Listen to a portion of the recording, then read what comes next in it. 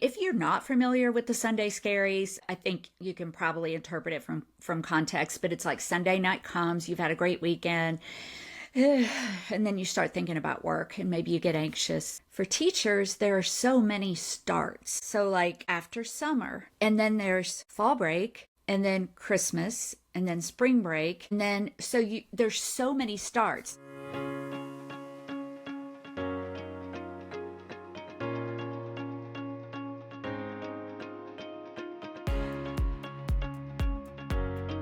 Consider yourself hugged. We are Tami and Michelle, and your weekly hug starts right now. I'm ready to go. You ready? I am ready. Yay! Well, hello everyone. Welcome back. And we decided, since basically August and September are back to school months, and you all know that we're focusing mainly on teachers. No matter who you are, if you're a woman, maybe you're a student, right? Like maybe you're going back to school, or you're a parent, you're a teacher. But there's this phrase I think we've all heard, the Sunday Scaries. Do you get that, Michelle? Do you get Sunday Scaries? Like now, currently, in your job? No, No. not now. But I mean, there's definitely been times in the past where things were a little chaotic, stressful, where it was a thing. So In this completely job? know what you're talking about. Or are we going way back to teaching? Are you talking about in this Different job? jobs, not in this job. Oh, different jobs. Different jobs I've had in the past. Yes, I wasn't. I think I had that in the beginning of teaching, not after. But yeah, certainly my first year of teaching. I don't know if Michelle wants me to say this, but the other day we were talking, and I said, okay, we're not going to go back and change our minds again about what we're doing, but I kind of wish we had branded ourselves as the anxiety and depression ladies because we both have had different battles, right? Oh yeah, yes. Like I've talked very openly, like in my family, going way back, depression is definitely something that generationally my family has struggled with, and then you have shared that about anxiety so over and yes. over. Yeah. Yes. And then there are some individuals who like experience both. And so Yeah. yes, Sunday Scaries I think look a little different depending on kind of what's going on in the situation. Yeah. Well, and the thing about, if you're not familiar with the Sunday Scaries, I think you can probably interpret it from context, but it's like Sunday night comes, you've had a great weekend, and then you start thinking about work and maybe you get anxious. And for a teacher, the Sunday Scaries think about, so in a typical job, let's say a Monday through Friday job, then, it's Monday through Friday. Maybe you take a vacation and you it's a little worse. For teachers, there are so many starts. So like after summer, no matter what you did over the summer, whether you worked, maybe you taught summer school, it's still different. Whether you stayed home and took care of kids or did another job, whatever it is, you've been away from the classroom for probably 8 weeks maybe. And then there's fall break, and then Christmas, and then spring break. And then, there's so many starts. And I was thinking about this morning. I'm talking too much, so just interject. But I was thinking, you want to interject? No. Okay. I was thinking about it on my walk this morning, and I thought I was going to say this. And then I thought, if you're not a teacher, there's probably eyes rolling all over the place being, well, that must be nice to have summers and breaks. It is different. And I had so much I wanted to say about this, but I won't because it'll take too long. But every job has perks. Every job has downfalls. And when you're teaching, you're performing, you're disciplining, and so to have those breaks is what teachers need to recharge. But my point, going back to Sunday Scaries, was like for me, because my anxiety was so bad, it was horrible. It was sometimes not really full-on panic attacks necessarily once I healed from that, but it was pretty bad. It was pretty bad. And I'll say one more thing, and then I'm going to hear what you have to say. I distinctly remember the first year where I was able to kind of get a hold on that. And I was divorced, and we lived in a neighborhood that was very close. You know, it was very young, lots of kids, and we had all kinds of friends, and there was a community pool. And I remember prior to this story, like we would get invited to the pool, and I'd be like, no, I can't. School's starting tomorrow, beginning of the year tomorrow, or Monday's tomorrow, and I would just never go. And I remember the year when I said, I've prepared, I'm ready, I'm going. And I'm not going to say that I didn't feel a little weird about it, but I went. So maybe it's a like fake it till you make it thing, like at least try. So that's my Sunday Scary intro. I think that especially in the beginning, I would definitely make things incredibly difficult for myself by, like, in my head, I had a certain idea of what things needed to look like on the first day of school, or, you know, just coming back from any type of Anything. break. Yes, Yeah. I had an idea of what it would look like, and instead of realizing that there were ways I could make life easier on myself that would still accomplish the same things, I kind of hang on to, I need to do things this way because it's the way they've always been done. And so I think that there were definitely some overwhelm because of that. And that was probably my version of the Sunday Scaries. So when you talk about the way they've always been done, do you mean by you or by the other teachers in the building? Well, probably both. I think that there is definitely a traditional way that we were taught to be teachers, whether it's from our mentors, our instructors, our former teachers. There's a way that we have seen that we think is the correct way that things need to be done. And the reality is, one of the beautiful things about teaching is you have so much freedom to design things the way that work best for you. And at moments it can be where it doesn't feel that way because of different parameters and so forth that come down the line, lesson plans, requirements, state and regulations. So forth. Yes, yeah. But working around that, there are ways to design that to be less stressful. When you talk about that, so if you're a couple things, if you who are watching or listening, and Michelle and I have decided this season, at least for a while, to focus on our education experience. So we both taught. We taught together. I taught high school biology mainly. Michelle taught chemistry. And so we had these experiences, and I don't know about you, but I have really enjoyed, even though it was a very anxious time in my life, revisiting those experiences. And so I've been posting a lot on TikTok. And first of all, we're changing the plan as we speak right now, Michelle, right? Like, we were going to build up to teachers. Like, you who are listening who are not teachers, it doesn't matter. All the things that we're going to talk about are still pertinent. But I feel like we need to just keep going with this because it's so important. And you talked about, like, redesigning, making things less hard and easier. I don't know.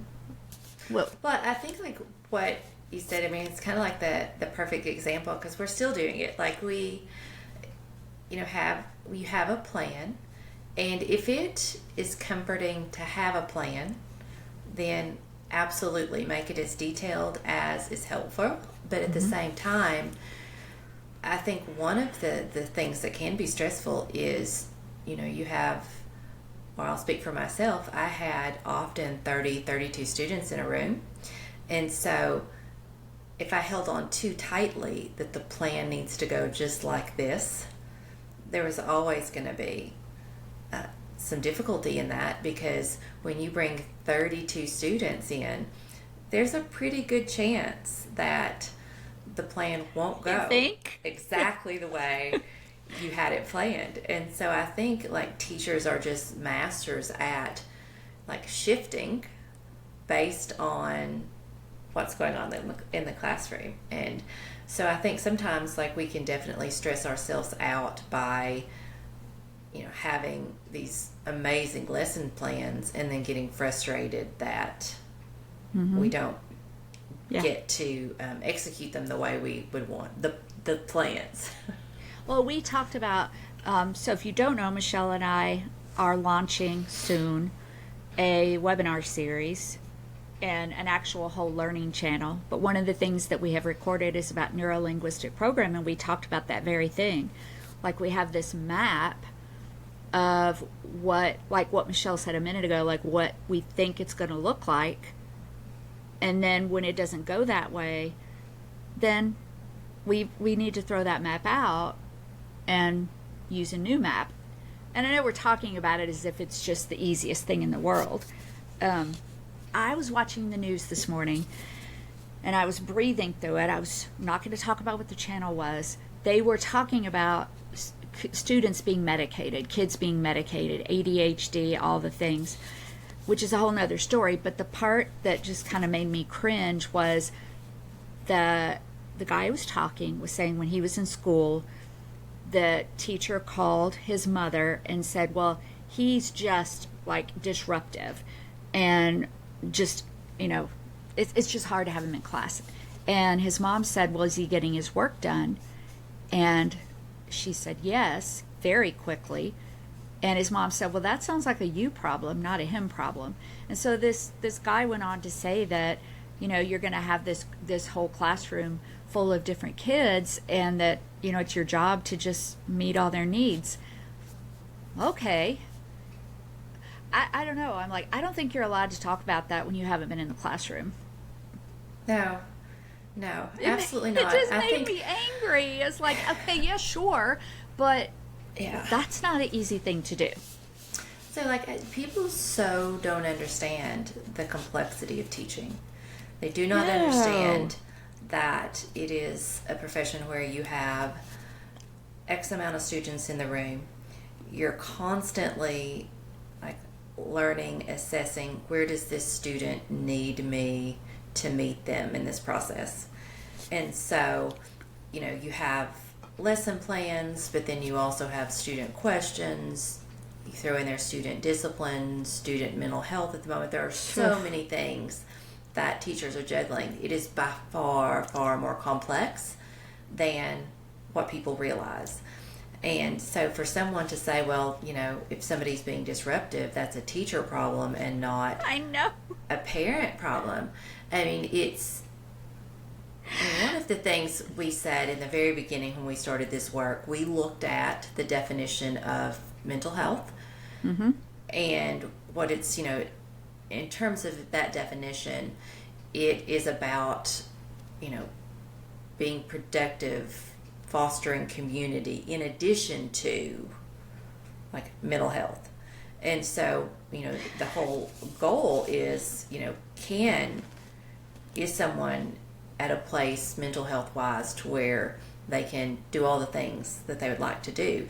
And teachers really do the same thing when it comes to, we are trying to foster a sense of community. We are trying to bring out the best in students. Yeah. We are trying to foster their growth for their future, for the future of the community. And so an answer of, if somebody's being disruptive, that's your problem, that's a non-community based answer. Ooh. That's a powerful way to put it. Yeah. And so it's, well, and it's also, this is the same group that talks about when I was a kid, if I got in trouble at school, I got in trouble at home. I'm like, you can't have it both ways. Like, you can't say that if your kid is disruptive, it's the teacher's problem, and if the kid is disruptive, it's our job to discipline them at home. You know what I mean? It's like contradictory. So it's hard. It's hard. But if I could transition a little, I want to say two things. These are my two big tips for you teachers, I'm looking at the camera. Of course, if you're listening, you can't hear me or see me. But two things that I want to encourage you to do. One is to really be careful about perfectionism, especially if you are early on, well, ever. But if it's your first year, being very careful about deciding how much your dream is going to come true immediately. For example, I don't think I shared this story last time, but I did. Tell me if I did, but on TikTok, I was talking about setting boundaries, and I used an hour and a half. I told you, but I don't think we recorded it. I don't think so. Okay. So I was using it as an example. I said, be sure to set boundaries, because if you don't, they will naturally set for you. You know, I don't remember that work law, but it's something like, I don't remember the name of the person, but work will fill to the amount of time that you allow it to. And so you could be working from the time you get home to the time you go to bed. So I said, for example, my boundary might be I will stay an hour and a half after the bell rings, or I will take my work home and work for an hour and a half, maybe after the kids go to bed. And a brand new teacher wrote back, and I could feel her pain, and she said, how am I as a brand new teacher going to get everything done I need to get done in an hour and a half? And I wrote back, and I said, you know, fair point. It doesn't have to be an hour and a half. If you want to say 3 hours, you know, whatever it is, but at least you're setting a time frame. And I followed that up with, just to be sure, you don't, I think it's going to be very harmful as a new teacher if you set a boundary of 6 hours every day. And to me, that's saying that it's never good enough. And it has to be perfect. Yeah, and I think that you make such a good point, because, I mean, in reality, the time that you're able to give, maybe it won't allow you to get everything done as you've defined everything needs to be done. But, you know, there's such a high turnover rate because as teachers, like, we give and give and give, and there's a high burnout rate. And so setting those healthy boundaries in the beginning definitely can help prolong your career. It can help prolong the joy that you have in teaching. And it really is a case. Teaching is definitely one of the careers, and there's several careers like this, but teaching is definitely one where if you don't design the way you want your year to go, this is what you said, then it will design how your year's going to go for you. And so either you can say, okay, I'm going to set these boundaries, and this is what it needs to look like for me to be healthy, for my family to be healthy, for my students to get the best of me. Because, I mean, everyone in the world, when you're stressed and overwhelmed, doesn't always give the best. Well, and it comes out, right? If there's a very small chance that your family and your students and your friends aren't going to know that you are at the end of your rope at some point. Yeah. So it's okay to set those boundaries and to design the year the way you need it to look like. And we're going to have a download for you, by the way, and the new Consider Yourself Hugged page will have a resource vault. So all of that will be in the show notes. The just design your year plan, because that might look like it in the way that we taught. It might look like, okay, so I'm going to do 4 biology labs in the month of October.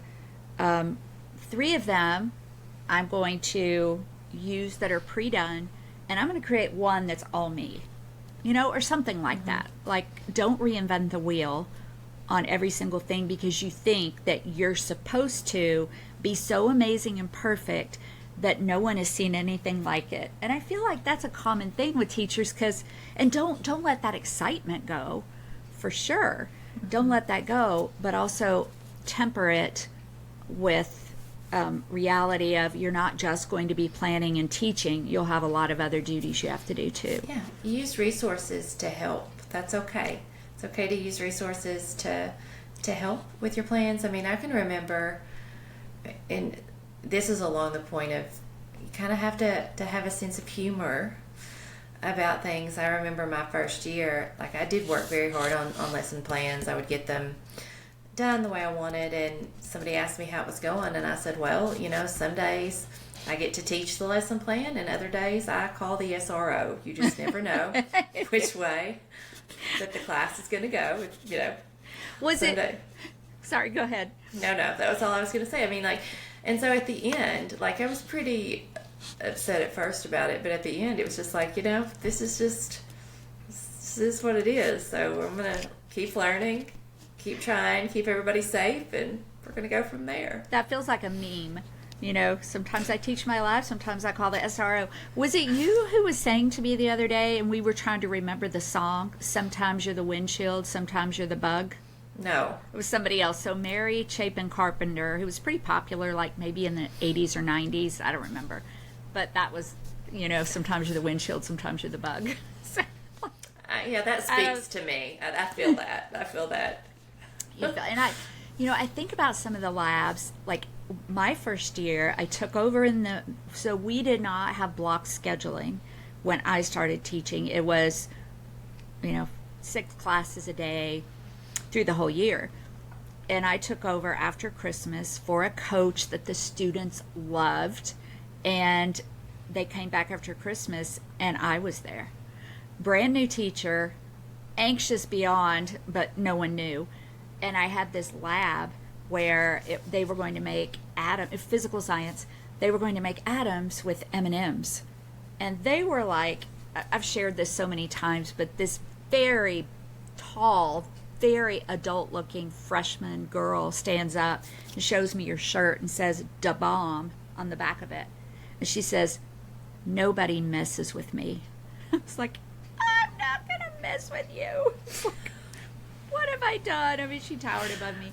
They did not want to make M&Ms with atoms. The coach who taught them, there are so many wonderful coach teachers out there. And then just like all teachers, there are some who, he didn't do things like that. So it was rough. So I was which would I've been? I was the bug. Yeah, I was the bug. I really don't know what that analogy exactly means, but it was rough. But just like what we've talked about. No, you know what? I did not do the things we're talking about now that first year because I didn't have any good advice. Part of that was I didn't know I could ask for help. I thought I had to hide it. Well, I think that one of the things that you kind of have to think about is culture. Because you started teaching before me. I don't know how many years because we Not overlapped. Many. We weren't there at the entire time together. The middle. Yes. And so I really do think that some of the mentoring advice we would have gotten then, and it would have been from Sink the or purest swim. of hearts. Sorry. Yeah, it would have been to work the 6 hours. And so, again, just kind of have to decide what is best for you, year-wise, physical health-wise, mental health-wise, family-wise. What works for you? And that kind of transitions me to perfectionism, which is what I battled so much my whole life. So be very careful about that. And that transitions into comparison. So Michelle and I both taught with Jennifer Moore. She was Jennifer Pettigo at the time. She's always our example of the most amazing teacher. And, a couple of things. She did work. It was her life.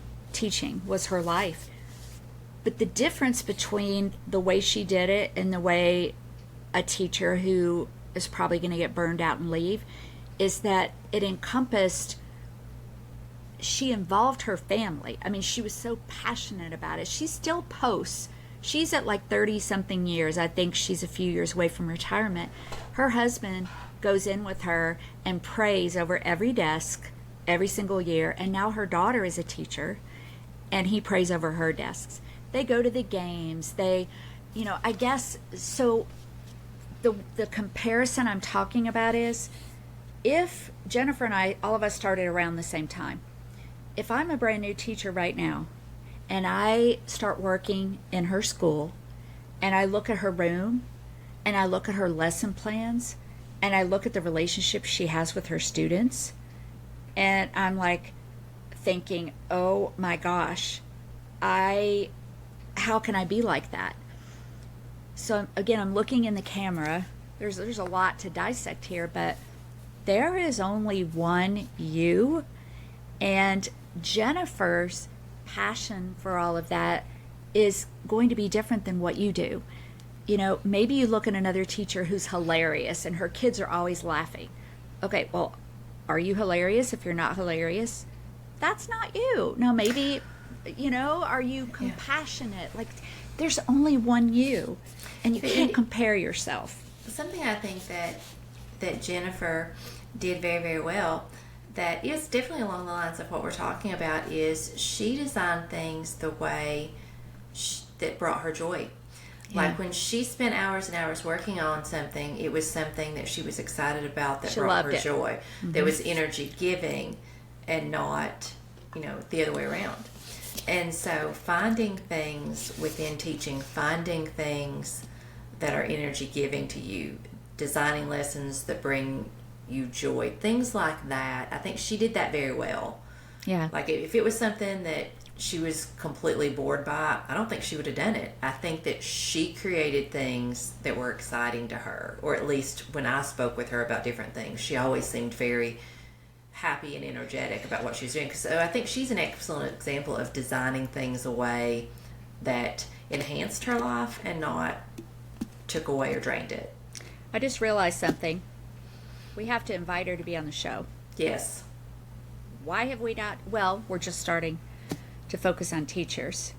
So, and we don't, obviously we didn't go home with Jennifer every day, but I have to believe, based on everything we know about her. Or ever. Home with Jennifer. Well, actually, I did visit her after she had her baby. Oh, okay. I did.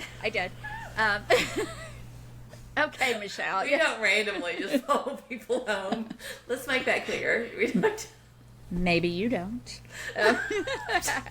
Yeah, me either. But even though that she worked those long hours, Michelle put it perfectly. Mm-hmm. They were joyful to her, and that's what you have to figure out. What's the balance there, and design your life. Look at mentors. This is the last thing I promise, and then we can hear what else you want to say about teachers, and then we can also talk about parents and students a little bit if you want to. Whatever is a trigger to you, like negative feedback is a huge trigger to me. Find someone. Michelle is one of those people, and Gracie, the director of the EAP I work with, she's another one. I watch them receive feedback, and it gives me hope. What I mean is, if I feel like I bombed a lesson, I would have fallen apart. I did fall apart. But now, if I bomb, because, I still teach. I teach webinars. I just teach adults. And if it doesn't go well, it bothers me. But I watch people, in particular right now, Gracie. And Gracie will bomb, and she'll go, that was pretty bad. She's like, yeah, I apologize. Now I got to fix that and do better next time. I'm like, yeah, I bombed. I tried. That's the thing, too, is if you have a new lesson you want to try and you wind up calling the SRO instead of teaching the lesson, I'm not calling that bomb, but, forgive yourself for whatever role you have in things that go wrong and move on. So whatever the trigger is, I'm just saying that's mine. And find people you can look to who are great examples, mentors, people who speak into your life. Yeah, well said. Thanks. Were we going to say anything else? Did we wanted to share some of our teacher stories and experiences and just encourage you all as you're going back with the Sunday Scaries. Oh, this is for parents and other things too. When Tim and I we were out west, a few weeks ago, and one of the things that we did most mornings, because we were out in the middle of nowhere, there weren't Starbucks and hotel coffee is just the worst. So there were McDonald's most of the places. and I got the app, which was really fun because on the app, you can get like 99-cent coffee almost every day. So I would order it on the app and I would jump in the car, and usually I would only have to drive 4 or 5 minutes, and it would be 5:36 a.m. and I would get us both coffee, and when I come back and I'd climb back in the bed, and we would just sit in the bed for like an hour and relax and drink coffee. So this morning, or last night before we went to bed, it's Saturday morning when we're recording, and I said, why don't I not make coffee in the morning, and I'll just order it on the app, and I'll go to McDonald's and I'll come back and we'll just, sit in bed for 30 minutes or an hour. So at 5:45 I went to McDonald's, and it was just such a nice little memory thing. So don't give up, parents, teachers, everybody, just because the school year's starting and things might get definitely more, but don't give up all the little, just find something that gives you a little bit of joy. So that's why I'm still holding this cup, because it makes me happy. Well said. Just find little things that make you happy. Yes. I didn't know you were going to say that, so I know you did. It just. Would you like for me to think of something little that makes me happy? I don't know. No, you can talk about whatever you want. Well, let's go ahead. No, I was just going to say, we've talked about that like several times before. Like, one of the things from the positive psychology course which that we have another webinar for that. We'll share all this stuff.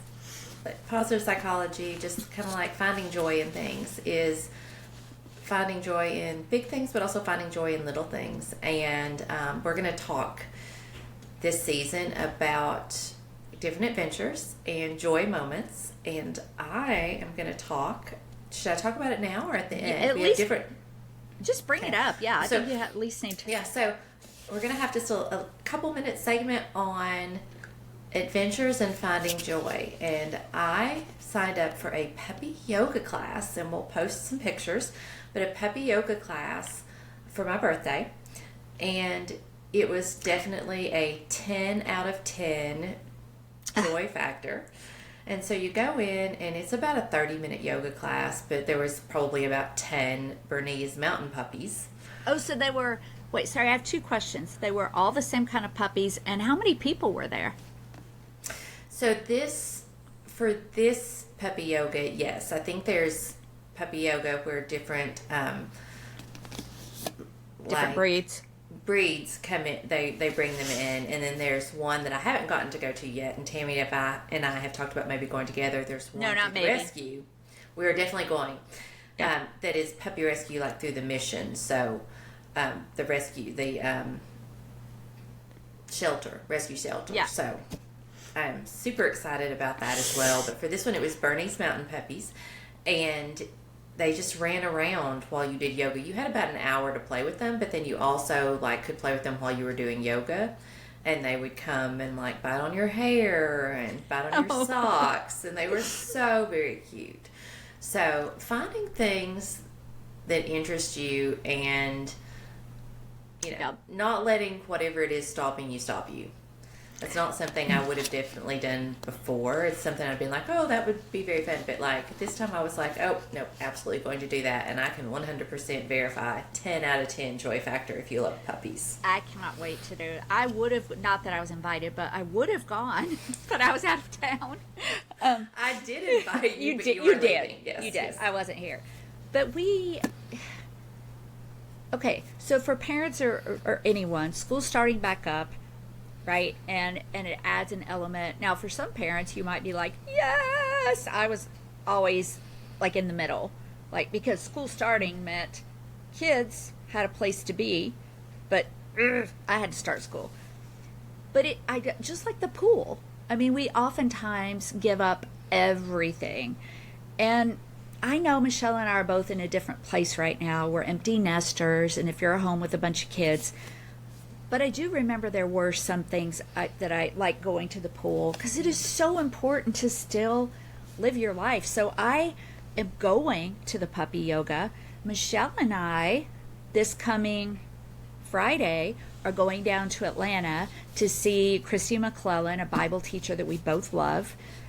We have to come back on Saturday because I have to fly out on Sunday, but otherwise we'd spend more time. And then we decided every January, because we did it last January, we did a little weekend retreat.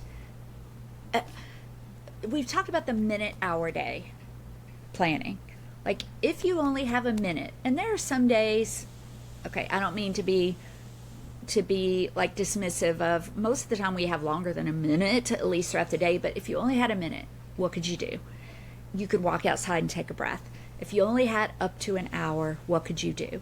Like, walking around the building for even 15 minutes will make you healthier and happier. And then if you had a day or more, and that takes planning, and even the puppy yoga is going to be more than an hour, and it takes planning, but the joy, like the joy of our retreat, the joy of going away this coming weekend, if we're not going to have any joy, then just like put me away right now. Just be done with it all. So. Yeah, you're not serious about that. Like that, yeah. Well, I'm just saying, you know what I mean? If life has zero joy to it, okay, yeah, we'll take that out. Okay. That sounded bad, but you know what I mean. Like, do we need to do a crisis assessment here? What's going on? No, I'm just kidding. We do not. But yesterday I was logged in to teach a webinar, and I left for, like, we had 5 minutes before it started, so I left to get water and stuff. And when I came back, the conversation I heard was, and I was going to murder them. And I was like, do we need, like, the 911 number? You know, it was about traffic. Imagine, it was about traffic. But yeah, school starts back and life becomes complicated. You know, when I did my study, my dissertation, and I marketed to many, many different organizations, businesses, groups, and like thousands of people, and 80% of the respondents were teachers or educators. What I mean respondents is I sent out an email saying, if you self-identify as being stressed out, I'm doing a study, would you participate? And I don't think that I marketed heavily to like schools and districts, but 80% of my participants were educators. And one of them, so she's an educator and she's a mom and she's a coach. And in the interview, and I'll post this, and it's in the book, she was talking about how, she said, every morning I get up and it's push, push, push, push. And I never sit down, and I always cook a hot breakfast. My mother taught me that.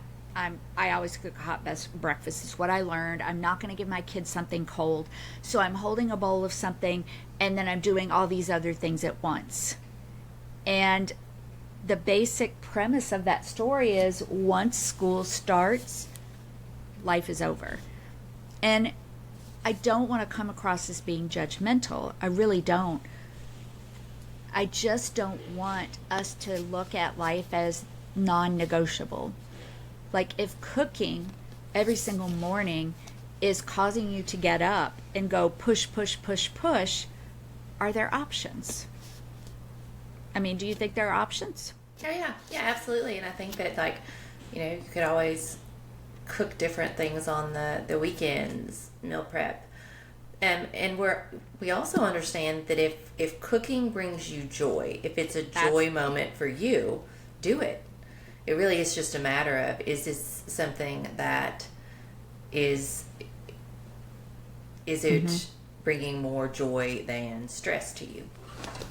Yeah, and in a lot of my interviews, people talked about the real world. And, well, in the real world, it's go, go, go, get up and go to bed, and that's it. I just want to propose that maybe we create a different real world. Again, the hours and what you do, not every moment of it has to bring you joy, but does it predominantly bring you joy? And if it doesn't, is that the real world that you want to live in? You know, everybody who's heard me speak knows I talk about the world says we should get our identity from suffering, and if you don't suffer, you're not valid. Alice, fake name of one of my participants, said that she would talk to her friends. She was pregnant for the first time, kindergarten teacher, and she would say to her friends, "Oh, I'm tired," or "I'm stressed at work," and they would say, "Just wait till you have kids." And then her final sentence was, "It's like you're not validated if your suffering is not the same." And the problem with that in some part is, okay, so my mother-in-law, I posted about this a few weeks ago, and I was saying, what happens if you're not morning to night, go, go, go, go, go? What if you don't have any children? Or what if your children are grown? And then my mother-in-law said, what if you're senior and elderly? Does that mean you're not valid? And so the problem with this is if we get this identity and push, push, push, push, push, and we won't look at any other options. And then, of course, our students, if you're a teacher, and our children are watching us. But then when life starts to change, then it's like, who am I? Do I have an identity? Am I important anymore if I'm not suffering all day long? And it's just something I want people to really think about. Is what message too are we sending to our children that we're not supposed to have any joy? And so my philosophy is just that if you're happy and joyous, you are better at whatever it is you're doing. When I was happy and joyous, I was a better teacher. I'm a better nurse practitioner, a better nurse. I mean, I've done several different careers. I'm in mental health now, and the reality is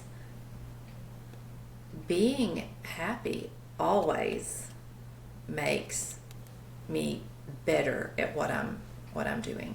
So sometimes you have to change up some things to make that happen. Well, and you went from a career that we've kind of already dissected a little bit. You know, it's very challenging. You're performing, you're disciplining, you're trying to meet the needs of 30, 35 kids. You have administration, you have parents, you have the different rules and regulations you have to follow. And on the flip side, though, there's also, like you said, the creativity, the flexibility, the ability to change lives and help people and all of that. But you went from that to a career where you're still in these intense situations, and for so many years you've worked with predominantly youth. And well, and I I've loved teaching in every aspect I've done it. I've also taught at college level nursing. I have trained different individuals, done training courses and so forth. We teach a lot when it comes to different topics that we do. And with educators, school districts, yeah. And I will say that I went from teaching, which I loved after the loss of my brother, to, my first nursing job was in a specialty ICU, and also a people caring position, just like teaching.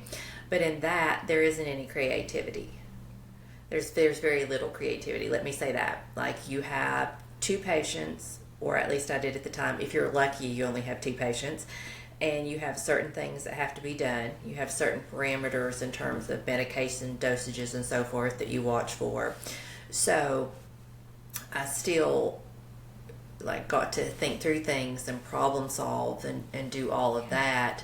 But at the same time, I definitely missed the creativity in getting to design your schedule versus ICU nursing was very different than that. So I think every job, like you said, has its positives and negatives, and the fact that in teaching, to some degree, you do get to have more freedom over how you design your day in terms of activities and what it looks like. I think that's definitely something that can be used to enhance that joy factor. Yeah, and when you just said that, it reminded me too that your self-esteem, right? Your confidence that I get to decide. I know what I'm doing. I don't know everything. Maybe I'm brand new, but I've been through my training, and now I'm going to do the best that I can put my best foot forward, try not to be perfect or compare, and not give up all of the joy in my life. And I hope that my career will be long term and I won't be burning out within the first 5 years. Yeah. And we're going to talk about some different strategies to help time-wise. I mean, and like one of the things, like I would have spent way more time designing assessments that were easy and quick to grade versus some of the things I did and how long. So like I created work for myself with assignments I created. And so there's a balance there. You can still create great assignments while at the same time not making it very time intense for you to be able to assess. So I think, I know I feel like sometimes we have to do everything in one, but we have plenty of other episodes to do this. Yeah. So, were you going to say something? No, I was just going to say, I mean, we have created a wonderful new plan and deviated from the original plan we had. That's what right. we've done here. Yes. That's right. Well, but let's take just a few minutes before we end up. They don't really know what the original plan was, so it's all good. But we did talk about, I feel like there became a point in last season, at least in my mind, that I felt like we needed to do like 4 things or 3 things. And I think there was a time when I got away from thinking about like the stories and the important things that I think help so much. And that's what we want to do for this season. So they don't really know what the plan was, but one thing on the plan that at least we can end up with, like, is with your children or your students. And I have a couple thoughts, but I know that's so much your area. Is there anything you would say as we're diving into this school year for parents or teachers to think about with the kiddos? I would say this, like through the years, and all veteran teachers know this, that like through the years, the students that I have ran into after the fact, the students that have messaged me, I've got invited to a couple of things over the years, got invited to a couple of weddings. The things that they mention didn't have to do with any one specific lesson. It was always more about, how, like, the interaction. It was always more about the relationship.